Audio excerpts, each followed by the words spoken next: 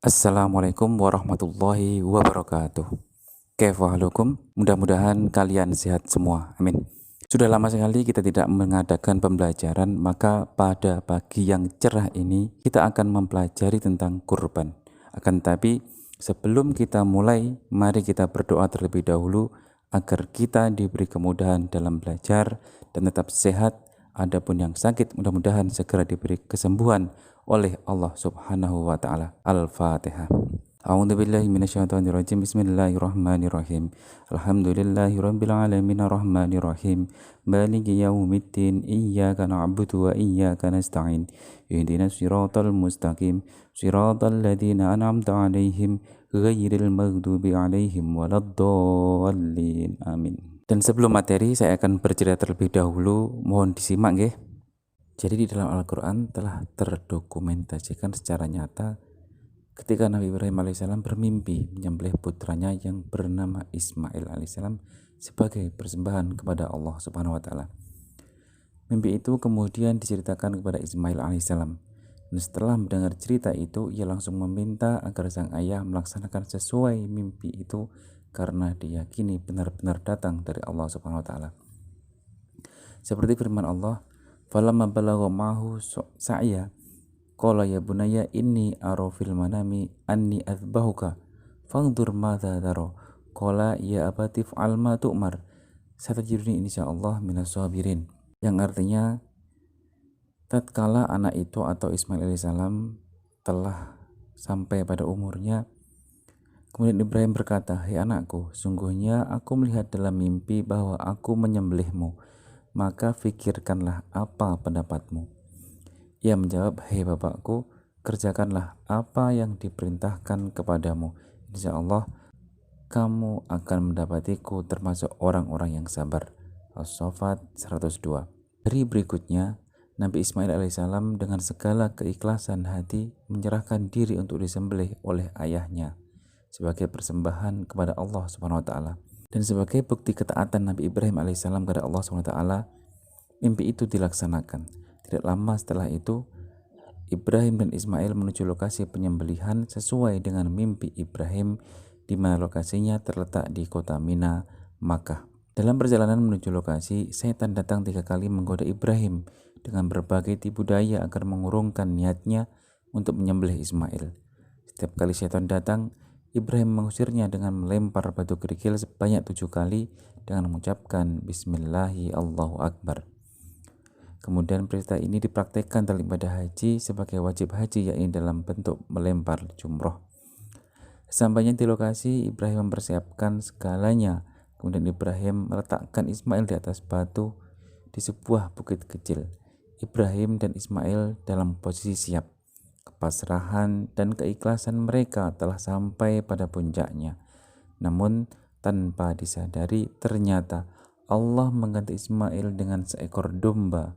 Sebagai firman Allah, "Fadainahu bi dzibhin 'azim, inna hadza lahuwal bala'ul mubin." Yang artinya, sesungguhnya ini benar-benar ujian yang nyata dan kami tebus anak itu dengan sembelihan yang besar. As-Saffat 106-107. Dalam cerita ini bisa kita ambil tauladan ya, atau hikmahnya bagi anak-anak seusia kalian ini. Contohlah Nabi Ismail alaihissalam, anak yang soleh, patuh terhadap orang tuanya walaupun mau disembelih, karena yakin karena itu adalah perintahnya Allah, tidak membantah sama sekali, bahkan dia pasrah begitu aja. Adapun teladan dari Nabi Ibrahim adalah sosok seorang bapak yang legowo. Jadi walaupun anaknya masih kecil gitu ya, itu jika ada sesuatu itu diputuskan dengan bermusyawarah terhadap anaknya, tidak langsung sak karepe dhewe seperti itu. Jadi dengan mufakat musyawarah, ternyata dan di luar dugaan anaknya malah rela ikut ayahnya seperti itu. Jadi inilah suri teladan yang sangat luar biasa. Seperti itulah ceritanya. Dan tanpa basa-basi lagi, mari kita menuju ke materi kita, yaitu kurban. Jadi untuk pengertian kurban, itu kurban berasal dari bahasa Arab yaitu koruba yakrobu kurban, yang artinya mendekatkan diri. Istilah lain yang bisa kita gunakan adalah an-nahar. Ini biasanya digunakan untuk kurbannya unta ya. Atau udhiyah, yang artinya sembelihan atau hewan sembelihan. Sedangkan dalam pengertian syariat, kurban ialah menyembelih binatang ternak yang memenuhi syarat tertentu yang dilakukan pada hari raya Idul Adha atau setelah sholat Id dan hari-hari tasyrik, yaitu 11, 12, 13 Zulhijjah, semata-mata untuk beribadah, untuk mendekatkan diri kepada Allah. Jadi untuk penyembelihan kurban itu setelah sholat Id ataupun pada hari-hari tasyrik gitu ya. Adapun hukum kurban sendiri itu sunnah muakkad atau sunnah muakkadah bagi orang yang memenuhi syarat. Adapun syarat-syaratnya adalah Islam, merdeka, balik, berakal, dan mampu untuk berkurban. Namun hukum berkurban bisa menjadi wajib jika dalam bentuk kurban nazar atau janji. Seperti yang sudah tertulis di Al-Quran ini, A'udzubillahi minasyaitonirrajim. Bismillahirrahmanirrahim. Inna a'tainakal kautsar fasholli lirabbika wanhar inna syani'aka huwal abtar. Artinya yaitu ya sendiri ya, ataupun hadis Nabi, kutiba alaiyan nahru wa laysa biwajibi bikum, yang artinya Rasulullah SAW bersabda, aku telah diwajibkan menyembelih kurban dan kurban itu sunnah bagimu. Jadi dari hadis ini kita ketahui bahwasanya hukum berkurban bagi Nabi kita Muhammad SAW adalah wajib. Hal ini udah terbukti ya, bahkan berarti setiap tahun itu Nabi Muhammad selalu berkurban, bahkan ketika mau meninggal atau hari raya terakhir sebelum meninggal, itu yang dikorbankan adalah unta sebanyak 100 ekor. Akan tapi di situ udah muncul isyarat akan meninggalnya Nabi Muhammad SAW. Jadi ciri-cirinya itu Nabi Muhammad sendiri itu menyembelih sebanyak 63 ekor, dan setelah itu dilanjutkan oleh Ali. Dan ini sahabat semuanya tidak tahu kalau bahwasanya umur Nabi kita Muhammad SAW hanya sampai 63 sesuai jumlah unta yang disembelih Nabi Muhammad ketika kurban yang paling terakhir, seperti itu. Adapun hewan kurban itu adalah hewan yang dari kalangan bahimatul an'am, yaitu hewan yang diternakan untuk diperah atau dikonsumsi dagingnya, yaitu berupa unta, sapi, kerbau, domba, ataupun kambing. Seekor kambing atau domba hanya untuk kurban satu orang, dengan seekor unta, sapi, atau kerbau bisa untuk 7 orang. Hal ini seperti hadis Nabi di bawah ini, silahkan dibaca sendiri. Kalau belum bisa ya belajar. Tapi saya yakin lah Ar-Rahman pasti bisa, gitu kan ya.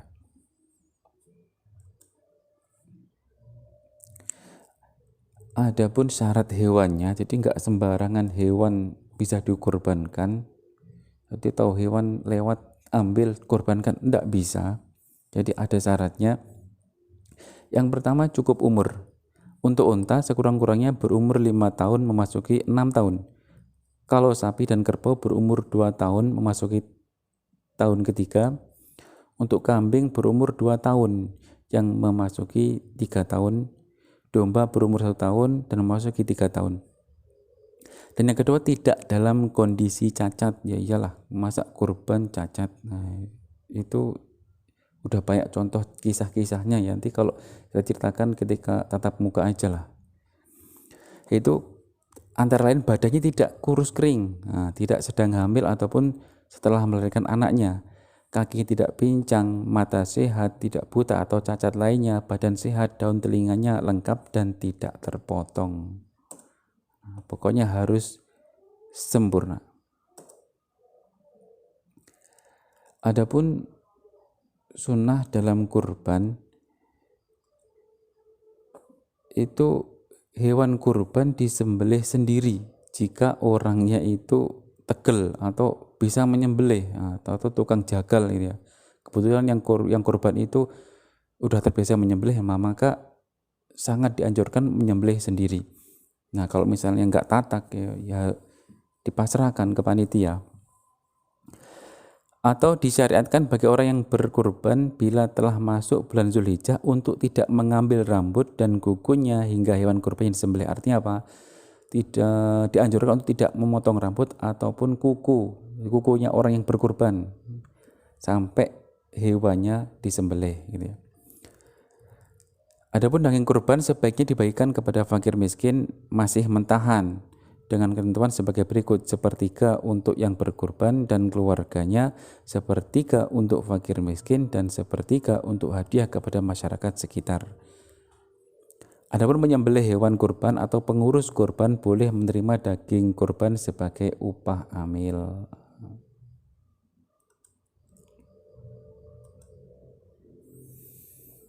Adapun cara penyembelihan hewan kurban khususnya dia itu sama seperti cara penyembelihan hewan pada biasanya sampai hewan ya. Jadi ya menghadap kiblat, pisaunya itu harus diasah terlebih dahulu gitu ya. Adapun perbedaannya di sini terletak pada ini. Penyembelih melakukan penyembelihan sambil membaca Bismillah Allahu Akbar. Itu. Kemudian penyembelih juga membaca doa qabul. Itu niatnya ya, Allahumma minka wa ilaika Allahumma taqabbal min titik. Nah itu kalau dari itu menyembelih sendiri gitu ya, yang kurban menyembelih sendiri itu minni. Kalau misalnya itu menyembelihkan seseorang, katakanlah namanya fulan ataupun fulan, berarti Allahumma minka wa ilaika Allahumma taqabbal min fulan. Ya sebutkan nama orangnya siapa. Sampai sini bisa dipahami ya. Nah, adapun hikmahnya itu pengamalan dan pelaksanaan perintah Allah. Tadi sudah saya ceritakan di awal. Terus mendidik jiwa ke arah takwa dan mendekatkan diri kepada Allah Subhanahu wa taala. Mengikis sifat tamak dan mewujudkan sifat murah hati, mau membelanjakan hartanya di jalan Allah ataupun belajar dermawan. Terus menjalinkan hubungan kasih sayang sama manusia, terutama antara golongan berada dan golongan yang kurang bernasib baik. Ini terutama saat-saat seperti ini kemarin itu ya, itu sangat membantu sekali karena tidak sedikit juga yang hilang pekerjaannya gara-gara wabah ini kan. Jadi dengan adanya kurban itu wujud sosial biar membangkitkan rasa jiwa sosial masyarakat Islam gitu ya, mau saling berbagi lah gitu ya. Terus sebagai mediator untuk persahabatan dan wujud kesetiakawanan sosial, ikut meningkatkan gizi masyarakat. Tuh, kalian juga merasakan kan ketika bulan Zulhijjah seperti ini pasti gizinya bertambah ya kan. Buktinya kan makanya kan lebih dari yang biasanya. Nek lawe daging kurban gitu ya. Terus bersyukur kepada Allah atas segala limpahan nikmat dan karunia-Nya. Terus menghidupkan ajaran Nabi Ibrahim alaihissalam. Tadi sudah saya singgung, jadi silahkan diambil pelajaran dari kisahnya Nabi Ibrahim dan Nabi Ismail alaihissalam. Jadi kalau yang anak-anak itu diambil contoh dari Nabi Ismailnya yang patuh kepada orang tuanya. Untuk yang bapak-bapak ataupun calon bapak-bapak itu ya diambil dari Nabi Ibrahimnya. Jadi segala sesuatu itu diputuskan dengan bermusyawarah. Tidak usah malu-malu lah, walaupun kita anak sendiri lebih muda, tidak usah malu. Hasil musyawarah insya Allah lebih berkah seperti itu. Dan mungkin cukup sekian yang dapat kami sampaikan, dan mari kita akhiri dengan membaca Alhamdulillahirabbil alamin. Dan untuk ini tidak ada tugas ya. Pesan saya tetap jaga kesehatan, semoga tetap sehat, tetap semangat gitu ya, dan mudah-mudahan tetap jadi anak yang soleh dan solehah, amin ya rabbal alamin. Assalamualaikum warahmatullahi wabarakatuh.